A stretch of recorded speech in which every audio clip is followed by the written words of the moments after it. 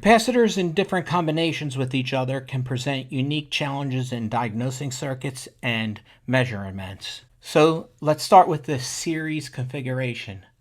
That is this one. If we measure from this point and this point, and there's an equation for that. And when I talk about measurements on any of these, and dealing with capacitors, you want to be extra careful because they will hold power, so you want to make sure they're discharged before you test them. And you also want to make sure there's no power source on the capacitors. And anything else that's on a circuit will also affect the capacitors, other capacitors, as well as loads and things like that.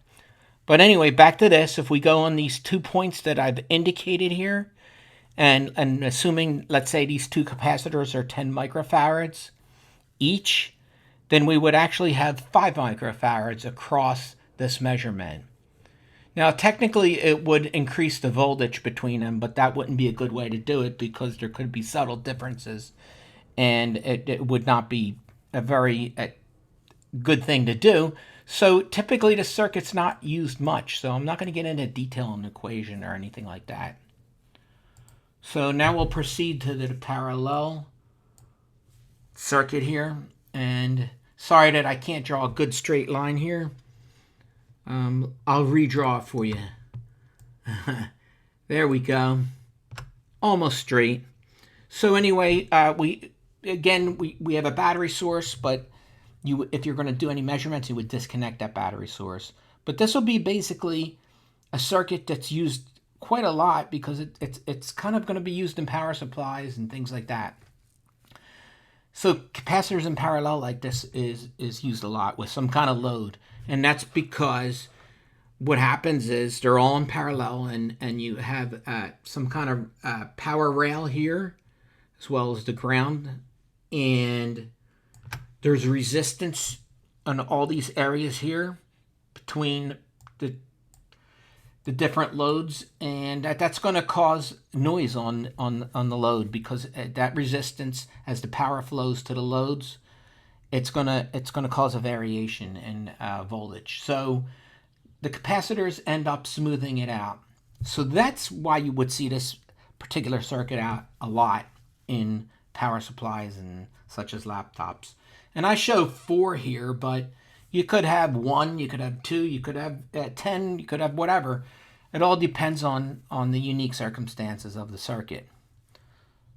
So if you were to measure these 4, and again, if they were 10 microfarads, and we're gonna take this off, this power thing, because that was just for sake of demonstration. But if we measure these 4 and they are each 10 microfarads, then you would have a total of 40 microfarads because they're basically additive. So that's how the measurement would go. However, the loads would also skew the measurement. So it's always best to test any capacitors out of circuit. So that's the best way to test it and get the most accurate. You could maybe do some ESR on this, but again, that's not even going to be accurate. It's because it's going to do the ESR of all 4 of them in this particular circuit. So that's pretty much, the best thing to do is remove it. So if we're dealing with this circuit here, and we have one of these capacitors that would short, let's just assume, and no matter where we would measure it along these points, whether it's here, the here or here to here, we're going to see that short because it's all in parallel.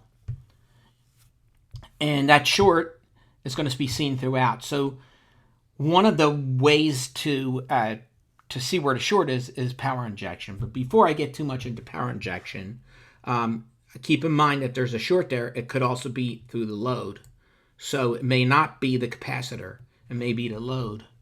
So really anything that could be shorted along this rail. So that's something to keep in mind. And the true only way to do it is power injection. So, when you're dealing with power injection, let's say this is a CPU. We got to assume that this could be, for example, shorted. And so if it's a buck converter, it could be shorted directly to the CPU, causing a really low impedance. So you got to be careful on power injection and the voltage you're going to put in.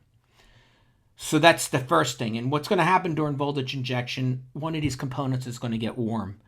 And it may not get warm enough to the touch, but certainly it's going to get warm enough for a thermal camera. So that's all the best thing to do. And so if this goes to CPU, and you got to assume that this could be the 0.8 volt supply line to it. So it's always good to start out with a really low voltage on this, and 0.8 volt should, if it's a really bad short, it should definitely show what's shorted. So we'll go back here and let's just assume this is the shorted capacitor here. So what's going to happen is if we put that power injection here, this capacitor should get warm. And we would start out with, for example, 0.8 volts, because again, we talked about just playing it safe in case any other item is shorted. And what we're going to do is we'll start with the current of 1 amp, and we're going to do that with a bench supply that has controlled voltage and controlled current. So we can set the upper current limit as well as the voltage limit.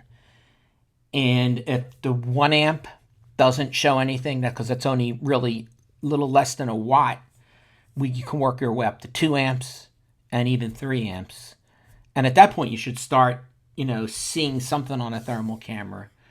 And again, you can basically do, the field method of just seeing if any of them has failed.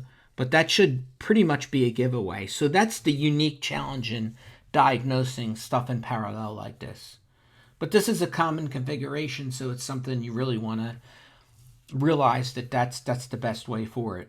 So I hope you found this video helpful in understanding, series of capacitors as well as parallel configurations. And if you found it useful, please like and subscribe so you can get more video like it. Thanks for watching.